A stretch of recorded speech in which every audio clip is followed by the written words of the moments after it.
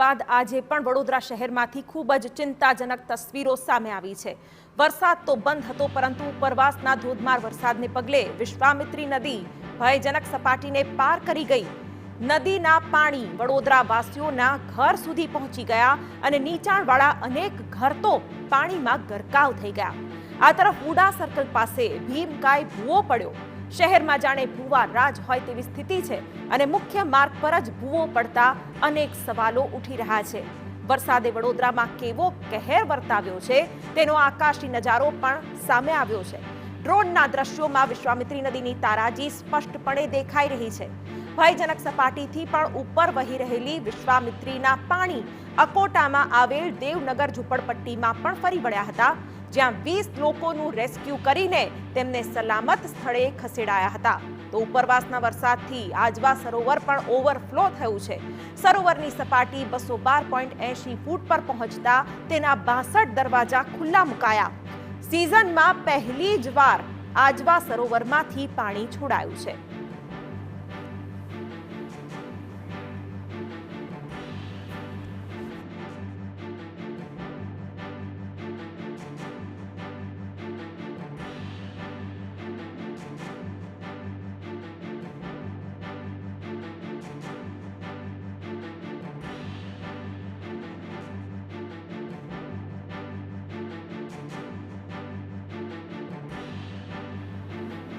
તો વડોદરામાં વિશ્વામિત્રી નદી ભયજનક સપાટીને પાર પહોંચી છે। નદીના જળસ્તરમાં વધારો થતા નીચાણવાળા વિસ્તારોને એલર્ટ કરાયા છે। વિશ્વામિત્રી નદીની સપાટી 29.06 ફૂટ પર પહોંચી છે।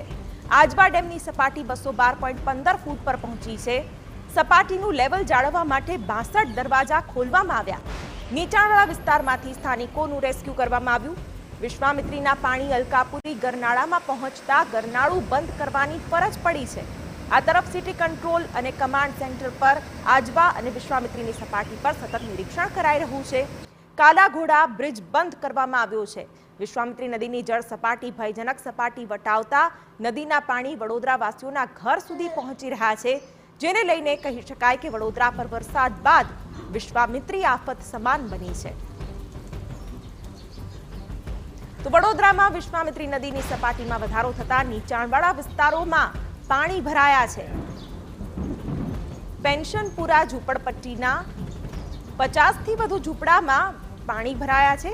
સયાજીગંજના જામવાડી, નવીનગરી, પરશુરામ ભઠ્ઠાના ઘરોમાં પાણી ભરાયા છે।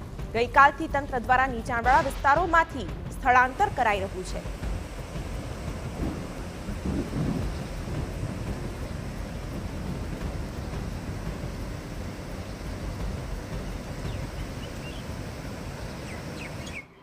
તો વડોદરામાં વરસાદ બાદ વિશ્વામિત્રી આફત બની છે, ત્યારે કઈ રીતની તંત્રની તૈયારી છે, કઈ રીતે લોકો હાલાકી વેઠી રહ્યા છે, તે તમામ વિગતો સાથે અમારા સંવાદદાતા અંજલિ જોડાઈ ગયા છે।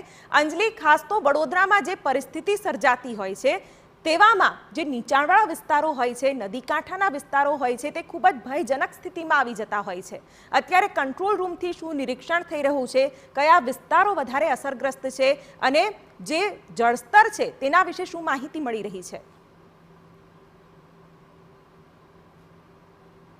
જે રીતે વાત કરી કે વડોદરામાં ગઈકાલે મેઘરાજાએ જે ધમાકેદાર બેટિંગ કરી છે, જેને લઈને શહેરના અનેક નીચાણવાળા વિસ્તારો છે કે જે જળમગ્ન બની ગયા છે। હાલ વડોદરા શહેરના સિટી કંટ્રોલ કમાન્ડ સેન્ટર પર હાજર છે।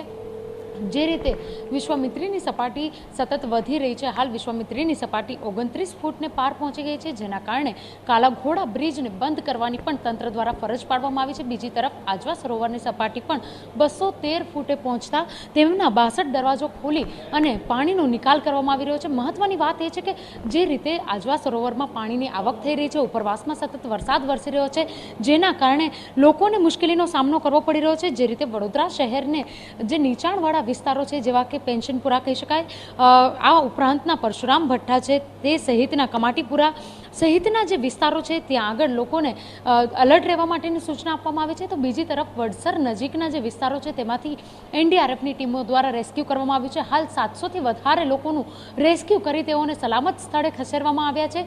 જે રીતે વાત કરીએ કે તંત્ર દ્વારા હજુ પણ જે રીતે અલર્ટ મોડ રાખવામાં આવ્યો છે, કાલાઘોડા પર જે સપાટી છે તે 30 ફૂટ પર પહોંચવાની આરી પર છે, ત્યારે કાલાઘોડા બ્રિજને લોકો માટે બંધ કરી દેવામાં આવ્યો છે. તંત્ર પર સતત નજર રાખી રહ્યું છે. સિટી કંટ્રોલ કમાન્ડ સેન્ટર પર જે પાલિકાના સત્તાધીશો છે તેઓ પણ હાજર છે.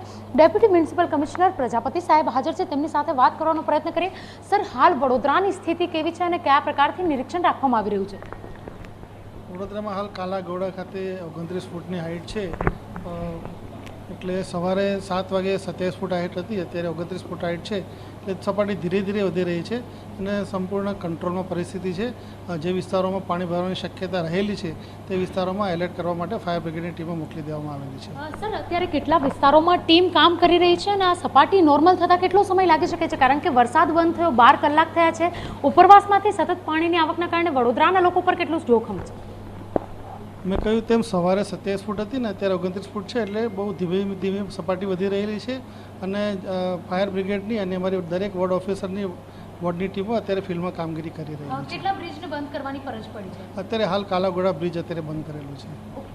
જે રીતે વાત કરીએ કે વડોદરા શહેરનો જે મધ્ય વિસ્તારને જોડતો જે કાલાઘોડા બ્રિજ છે તેને બંધ કરવાની ફરજ પડી છે. ફરીથી એક વખત કેમેરા પર્સનને વિનંતી કરી કે જે રીતના દ્રશ્યો જોવા મળી રહ્યા છે વડોદરા શહેરના કાલાઘોડા બ્રિજના, આ ઉપરાંત અન્ય એક સ્ક્રીનની અંદર જે રીતે વાત કરીએ મંગલ પાંડે બ્રિજના પણ દ્રશ્યો જોવા મળી રહ્યા છે. તો એક તરફ અલકાપુરી ગરનાળું કે જે 12 કલાક બાદ વરસાદ પૂર્ણ થયો હોવા છતાં પણ ત્યાં આગળ પાણી ભરાવાની સમસ્યા થઈ છે, તો બીજી તરફ આજવા સરોવરમાં ઉપરવાસના કારણે સતત પાણીની આવક થઈ રહી છે, જેના કારણે 62 જેટલા ડેમના દરવાજાઓ ખોલવામાં આવ્યા છે.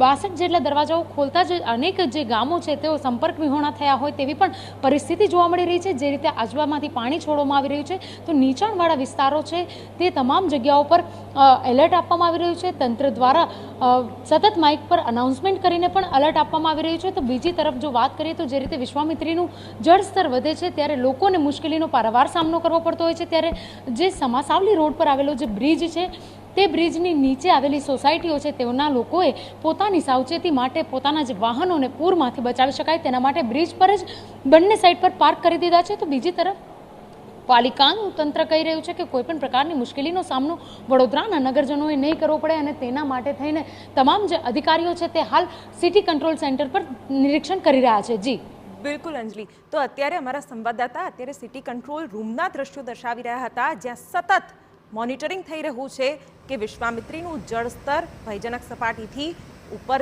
જાય અને કયા કયા વિસ્તારો પ્રભાવિત થઈ શકે છે તેના પર ખાસ અવલોકન કરવામાં આવી રહ્યું છે અને તમામ તૈયારીઓ કરાઈ છે.